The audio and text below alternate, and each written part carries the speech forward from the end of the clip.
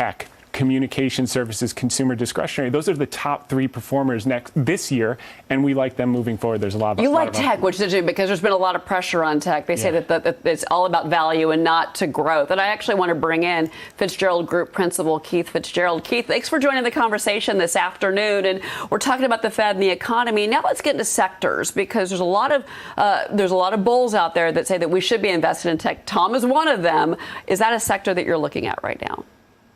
Absolutely. I couldn't be more strongly in agreement with that. The laggards become the leaders when people least expect it, especially under conditions like we're facing at the present.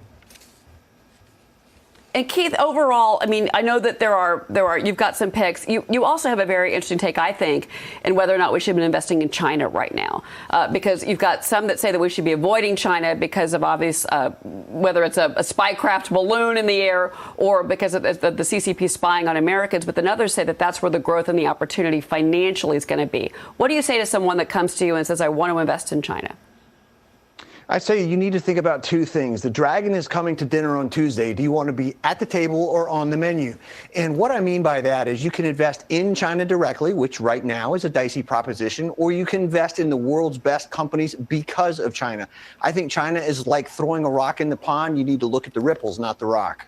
All right. Well, Keith, obviously, if we are going to move money into the U.S. market, give me one sector you like, and then we'll run.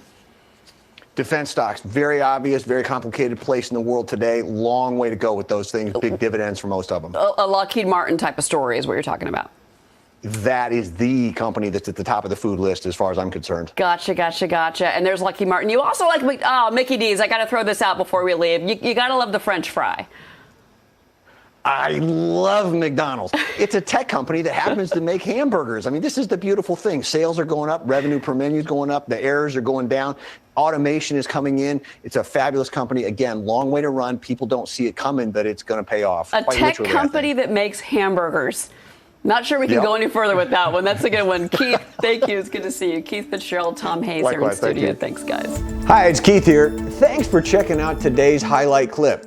What'd you think? Did I make sense? Is there something you'd like to add? Make sure you leave a comment down below, and of course, click subscribe to keep up right here on YouTube, or sign up for the email newsletter at the link below. You can also find me on Twitter and Instagram for my real-time thoughts on markets, analysis, and a whole lot more.